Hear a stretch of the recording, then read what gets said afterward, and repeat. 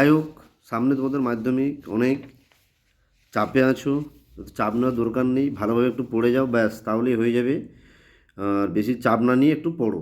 যাই হোক, আমি তোমাদেরকে 3টি চ্যাপ্টারে সাজেশন দিচ্ছি, একটু ভালো করে করবে। একটা পর্যায় সারণী, ঠিক আছে, যে সমযোজ্যতা আর ওই রাসায়নিক বিক্রিয়া তড়িৎ প্রবাহ একটা চ্যাপ্টারে। তাহলে আমি প্রথমে তোমাদের কী থেকে দিচ্ছি, প্রথমে তোমাদেরকে আমি পর্যায় সারণী থেকে দিচ্ছি। ওকে, সেগুলো মোটামুটি করবে, হয়ে যাবে যত সম্ভব, আশা রাখছি। পরীক্ষা ভালোই হবে, দেখবে সব কমন থাকবে। দেখো, প্রথমে হয়তো দিল ClFI এবং Br, এদের মধ্যে কোনটির তড়িৎ ধনাত্মক। তাহলে কোনটা তড়িৎ ধনাত্মক হবে? আই। কেন? আমরা জানি শ্রেণী বরাবর মানে উপর থেকে নিচ দিকে যদি নামে তাহলে কী হবে, তার তড়িৎ ধনাত্মকতা তত বাড়ে।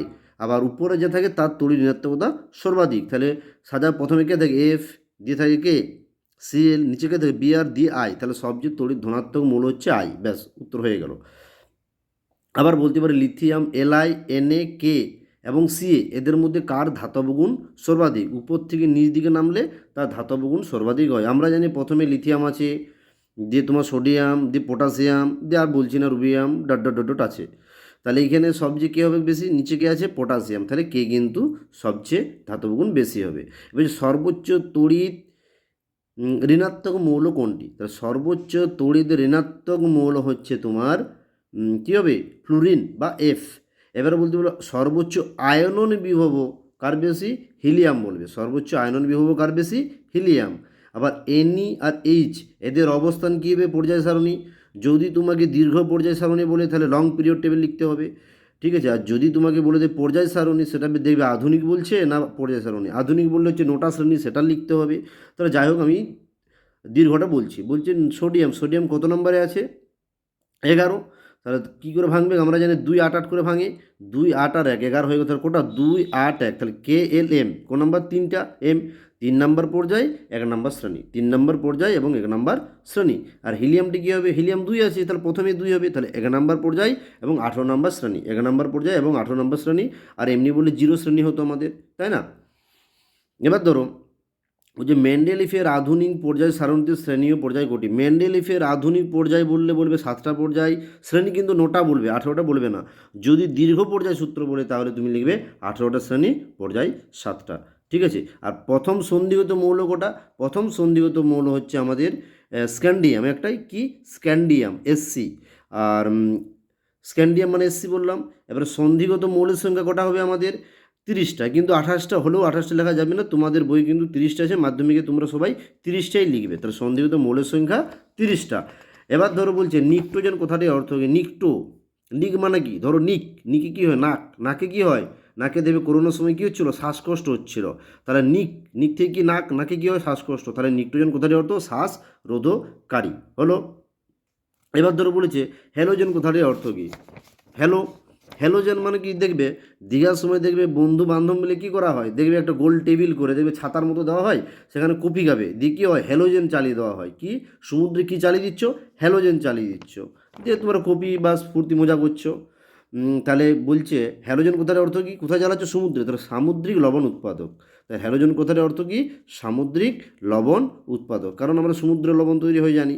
এবার চলে যাচ্ছে তোমার চ্যালকোজেন। চ্যালকো, চ্যালকো কয়ে কী হয়? চ্যালকো দেখো ক আসছে, কয়ে কয়লা, কয়লা হচ্ছে একটা আকরিক, তাহলে আকরিক উৎপাদক। চ্যালকো কথাটির অর্থ হচ্ছে আকরিক উৎপাদক।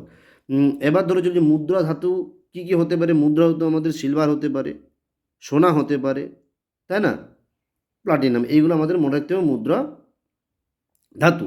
এবার বলছে কোন শ্রেণীতে কঠিন তরল গ্যাসীয় থাকে? মনে রাখবে 7B অথবা 17, 17 নম্বর শ্রেণীতে আমাদের তোমার কঠিন তরল গ্যাসীয় পদার্থগুলো আছে। কঠিন বলতে আমাদের আয়োডিনটাকে বোঝাবে, তরল বলতে আমাদের তোমার ব্রোমিনকে বোঝাবে, আর গ্যাস বলতে ফ্লোরিন আছে, ক্লোরিন আছে, ঠিক আছে। এবার সেতু মৌল, সেতু মৌল বলতে বোঝায় কি জানো তো? সেতু মৌল অ্যাকচুয়ালি নোবেল গ্যাসগুলোকে সেতু মৌল বলা হয়। কেন বলা হয় বলো তো? কারণটা হচ্ছে ধরো আমাদের আগে কি আছে? আগে হ্যালোজেন মৌল, তার হ্যালোজেন আর তারপরে যে তোমার ক্ষার ধাতু, ক্ষার ধাতু আর হ্যালোজেন ধাতুর মধ্যে একটা সেতুর মতো গঠন করেছে, তাই এই নোবেল গ্যাসটাকে তোমার বলা হচ্ছে সেতু মৌল। এবার আবার বলেছি তোমার কোনটি ক্ষারীয় মৃত্তিকা ধাতু বলেছে, ধরো কোনটি ক্ষারীয় মৃত্তিকা ধাতু, আমরা জানি NaBa দিয়েছে, তাহলে ধরো দিক আমরা জানি প্রথমে ক্ষার ধাতু দিয়ে ক্ষারীয় মৃত্তিকা, তাহলে 1 নম্বরগুলো ক্ষার কী কী, সোডিয়াম, পটাশিয়াম, আর হচ্ছে ক্ষার, আর বিএটা হচ্ছে তোমার কি ক্ষারীয় মৃত্তিকা ধাতু। আর ম্যাগনেসিয়াম ক্ষারীয় মৃত্তিকা ধাতু, ক্যালসিয়ামও ক্ষারীয় মৃত্তিকা ধাতু। এবার অপশান কী লেখা আছে দেখবে, ঠিক আছে। এই হচ্ছে তোমার MCQ কোশ্চেন। এবার দেখবে তোমরা ছায়ার টেক্সট বুক আছে, ছায়ার টেক্সট বুকের যে অনুশীলনীগুলো আছে MCQ করো এনাফ, তাহলে ফুল ফেজে কমন পেয়ে যাবে, একটাও বাইরে পড়বে, অনুশীলনী থেকে একটাও বাইরে পড়বে না। তোমরা ছায়ার টেক্সট বুক আর ভট্টাচার্য বাতাস বই করো তাহলেই পেয়ে যাবে। এবার দেখো লং কোশ্চেন আমি উত্তর বলছি না, আমি শুধু কোশ্চেনগুলো বলছি, একটুকু কোশ্চেনগুলো করে নাও। যদি তোমাদের সমস্যা হয় আমাকে হোয়াটসঅ্যাপ নাম্বারে ইমেল করবে, ঠিক আছে। আমার ইমেলটা লিখে নাও, মনে লিখবে KRISHNAPUL 1947 @gmail.com, ওখানে আমাকে লিখে পাঠাবে স্যার PDF দরকার, ঠিক আছে। দেখো আমি কোশ্চেনটা বলছি, প্রথমে ধরো একটা কোশ্চেন দিয়েছে ABC মৌলগুলি পারমাণবিক সংখ্যা যথাক্রমে বলেছে 6, 8 আর 10, আর সি হলো বলছে একটা নোবেল গ্যাস মানে নিষ্ক্রিয় মৌল। 1 নম্বর কোশ্চেন দিয়েছে ওই কোনটি তড়িৎ ঋণাত্মকতা সবচেয়ে বেশি বা তড়িৎ অপরধর্মিতা। 2 নম্বরে বলেছে কোন মৌলটির পরমাণুর আকার সবচেয়ে কম। 3 নম্বরে বলেছে বি মৌলটির দীর্ঘ পর্যায় সারণীতে অবস্থান লিখো। এই হচ্ছে কোশ্চেন। সেকেন্ড কোশ্চেন গিয়েছে, সেকেন্ড কোশ্চেন বলছে হাইড্রোজেনকে দুষ্ট মৌল বলে কেন, হয়েছে হাইড্রোজেনকে দুষ্ট মৌল বলে কেন। এবার বলছে চ্যালকোজেন কথাটির অর্থ কী আর বিরল মৃত্তিকা বলতে কি বোঝো। তারপরে কোশ্চেন কি হ্যালোজেন মৌল কাদের বলা হয়, উদাহরণ দাও, হ্যালোজেন কথাটির অর্থ কী। এবারে বলেছে তড়িৎ ঋণাত্মকতা কাকে বলে, এর একক কী, এবং FCl IBr ইলেকট্রন আসক্তি অনুসারে সাজাও। আর বলছে আয়নন বিভব বা আয়নন শক্তি কাকে বলে, এর একক কী, সবচেয়ে হালকা ধাতুটি কী। এবার অস্ট্রোক ত্রয়ী সূত্রটি লেখো, এদের আবিষ্কারককে, দীর্ঘ পর্যায় সূত্রটি লিখো, এবং কোটি পর্যায়ে কোটি শ্রেণী আছে, যেটা খুব very very important question. Cl2 অণু গঠিত হয় কিন্তু Ne2 বা He2 গঠিত হয় না কেন, সর্বোচ্চ জারণ ধর্ম মৌলটির নাম কি। বোঝা গেল। এবার ধরো আরও আছে যে নোবেল গ্যাসগুলি নিষ্ক্রিয় হয় কেন, ঠিক আছে।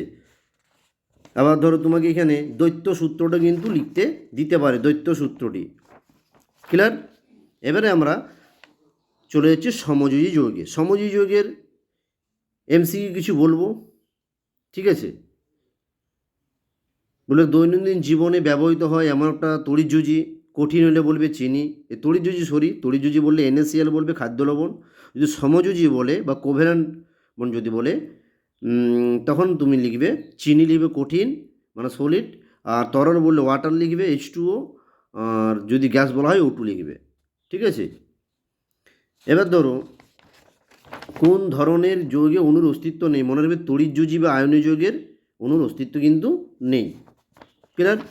এবার ধরো লং কোশ্চেনগুলো, আয়নীয় সমযোগের মধ্যে পার্থক্য করবে, বিজ্ঞানী কোসেল আয়নীয় বন্ধন গঠনে কি ব্যাখ্যা করেছিলেন সেটা করবে, লুইস ডট গঠন করবে, অনেকগুলোই আছে।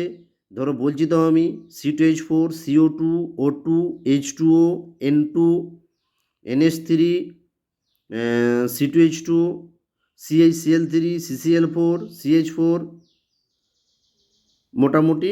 আবার MgO LiH CaCl2 এগুলো করবে, দেখবে মোটামুটি কমন পেয়ে গেছো, ঠিক আছে। আবার সোডিয়াম ক্লোরাইডের সংকেত NaCl এর n লেখা উচিত, কিন্তু NaCl লেখা উচিত নয়, ব্যাখ্যা করো, ভেরি ভেরি ইম্পর্টেন্ট কোশ্চেন, ঠিক আছে। আবার তড়িৎযোজী বন্ধনকে প্রকৃত বন্ধন বলা হয় কেন, হলো। আবার চিনি বা গ্লুকোজ সমযোজী হওয়া সত্ত্বেও জলে দ্রবীভূত হয় কেন, ঠিক আছে। আর NaCl একটি তড়িৎযোজী যৌগ কিন্তু CCl4 সমযোজী যৌগ, ব্যাখ্যা করো। NaCl জলে দ্রবীভূত হয় কিন্তু অ্যালকোহলে দ্রবীভূত হয় না কেন। HCl গ্যাস তড়িৎ পরিবহন করে না কিন্তু HCl জলীয় দ্রবণ তড়িৎ পরিবহন করে কেন, হলো। আবার কীরকম কোশ্চেন দিতে পারে, ধরো Y মানে XYZ তিনটা মৌল দিয়ে দিল, বলছে পারমাণবিক ক্রমাঙ্ক যথাক্রমে প্রথমেরটা হচ্ছে N-2, দ্বিবর ওয়াইয়ের হচ্ছে এন আর জেডের হচ্ছে n+1। বলছে এদের মধ্যে ওয়াই মৌলটা হচ্ছে নিষ্ক্রিয় মৌল, তাহলে বলছে কোন মৌলটি ধাতব গুণ বেশি। বলছে এক্স আর জেড বিক্রিয়া করে কি গঠন করবে এবং এই বন্ধনের প্রকৃতি কী হবে এবং সংকেত লিখতে হবে। ঠিক আছে, আশা করি তোমরা সবাই ভালো আছো। ঠিক আছে, যদি ভালো লেগে থাকে একটু শেয়ার ও লাইক করে দিও। ওকে, এবার আমরা চলে যাচ্ছি তোমার কি বলবো, ভোল্টামিটার বা 3 নম্বর চ্যাপ্টারটা যাচ্ছে। ঠিক আছে, দেখো করবে অ্যানোড মার্ক কি, ভোল্টামিটার কি, ক্যাথোডে কোন বিক্রিয়া হয় আর অ্যানোডে কোন বিক্রিয়া, কী করে মনে রাখবে। NO, দেখো বলেই দিচ্ছি NO আছে মানে কি, ও মানে অক্সিডেশন, মানে জারণ হয়, অ্যানোডে জারণ হবে, তাহলে ক্যাথোডে উল্টাটা বিজারণ হবে। কোন গ্যাস হবে, হাইড্রোজেন। এবার তড়িৎ লেপন কাকে বলে, এর উদ্দেশ্য কি, গ্যালভাইজেশন কি।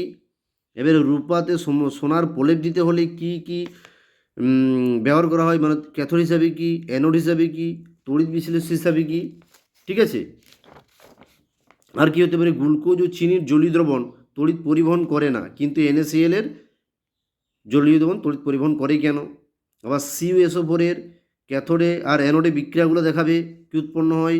আবার Al2O3 ক্যাথোডে অ্যানোডে বিক্রিয়া করবে, আর অম্লায়িত জলের ক্যাথোডে অ্যানোডে বিক্রিয়াগুলো করবে। ব্যাস এইগুলো করলেই তোমাদের কিন্তু ফুল ফেজে এই 3টা চ্যাপ্টারে কিন্তু প্রত্যেকটার এর বাইরে কিন্তু একটাও পাবে না যত সম্ভব। ঠিক আছে, ভালো থাকো। ওকে, বাই।